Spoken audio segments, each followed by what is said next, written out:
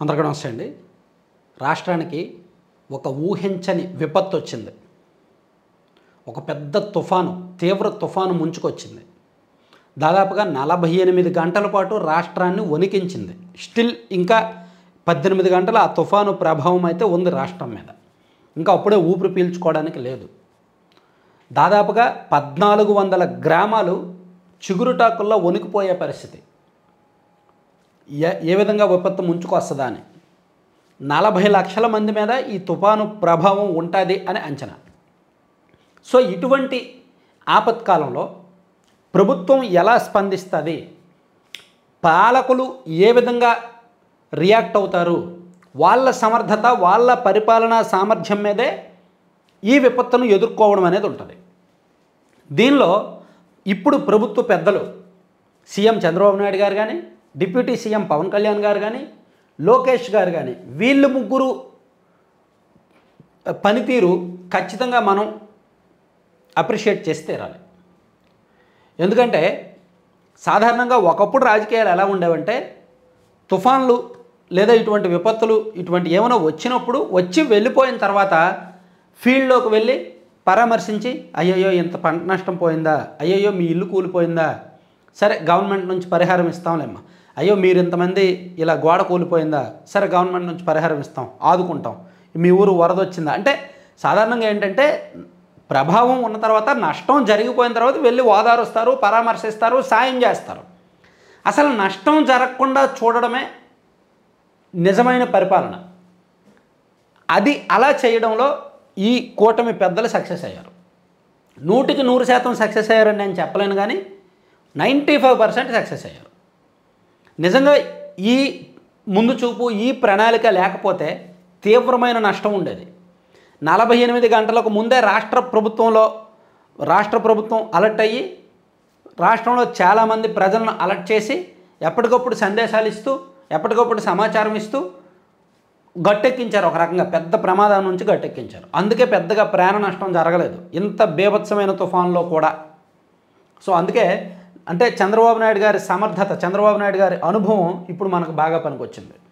Even Pawan Kalyan గారు కూడా, పవన్ కళ్యాణ్ గారు ఒక విభాగానికి బాధ్యత వహించి ఆయన రివ్యూల్లో పాల్గొన్నారు. చంద్రబాబు నాయుడు గారు నిన్న ఉదయం నుంచి రాత్రి 11:30 వరకు రివ్యూలు చేస్తూనే ఉన్నారు.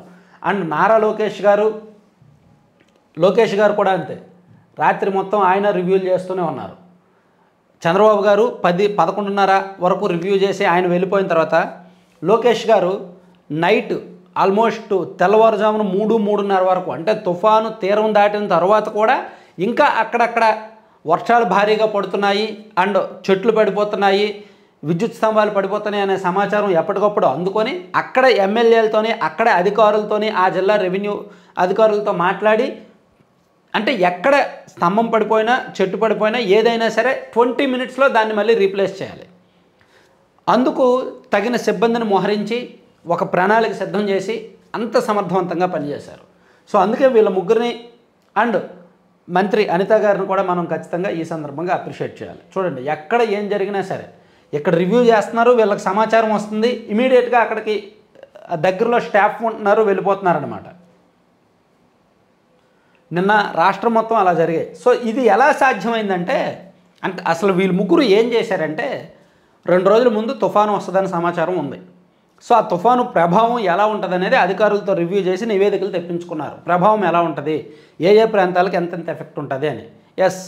కాకినాడ నుంచి మచిలీపట్నం ఈ ప్రాంతాల్లో తీరం దాటే అవకాశం ఉంది. అయితే ఆ ఒక్క దగ్గరే ప్రభావం ఉండదు. అటువైపు ఒక 100 కిలోమీటర్లు, ఇటువైపు ఒక 100 కిలోమీటర్లు ఖచ్చితంగా ప్రభావం ఉంటుంది.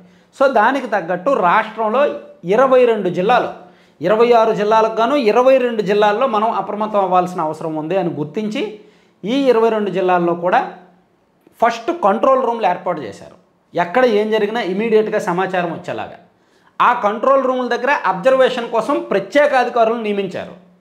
ఆ ప్రత్యేక అధికారులకు ఒక్కొక్క అధికారికి ఒక 4-5 టీంని అసైన్ చేశారు.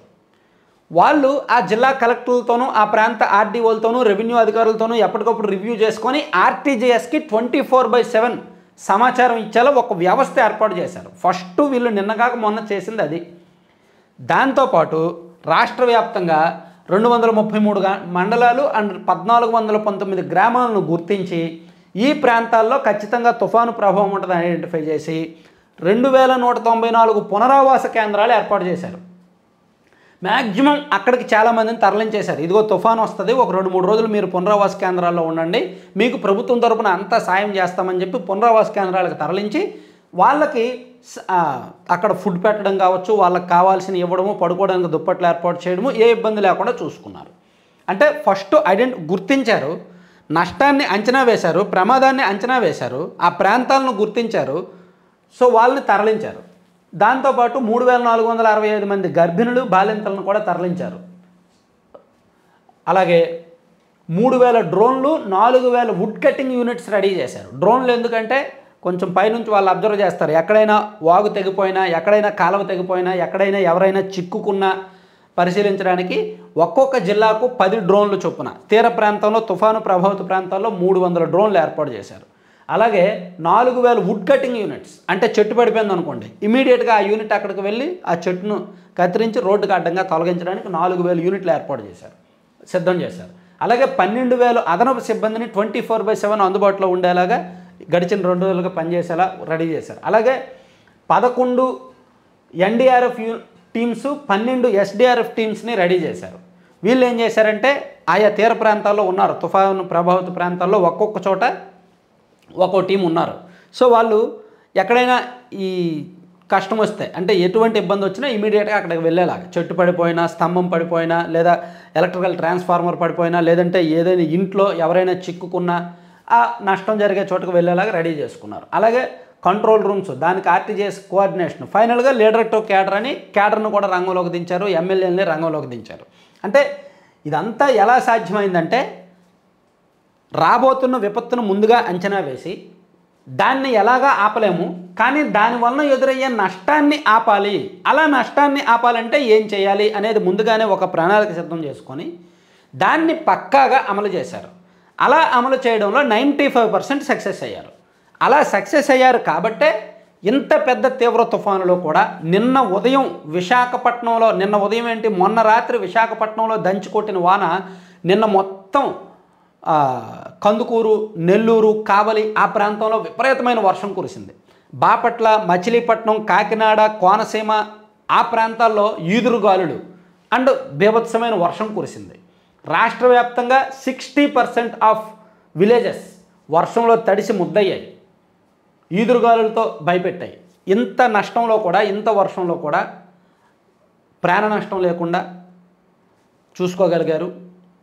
ఏ కుటుంబం కూడా నష్టపోకుండా చూసుకోగలిగారు. ఇక పంట నష్టం అంటారా, రాష్ట్ర వ్యాప్తంగా ప్రస్తుతానికి ఒక 75,000 హెక్టార్లలో పంట నష్టం జరిగినట్టు అంచనా వేస్తున్నారు. ఇంకా పెరగొచ్చు. ఎక్కువగా వరి, చేతికొచ్చిన వరి కొంత నష్టపోయింది, పడిపోయిందంట, నేల కొరిగింది. అలాగే అరటి అండ్ ఇంకొన్ని పంటలు పోయాయంట. సో దాన్ని చూస్తారు. అలాగే ఇతరత్ర నష్టాలు అక్కడక్కడ కొన్ని ఉన్నాయి. అవన్నీ కూడా మేబీ ఈరోజు సాయంత్రానికో రేపటికో క్లారిటీ వస్తాయి. సో ఓవరాల్గా వీళ్ళు ముగ్గురు పనితీరుని, అలాగే గ్రౌండ్ లెవెల్లో ఎమ్మెల్యేల పనితీరుని కూడా మనం అప్రిషియేట్ చేయాలి.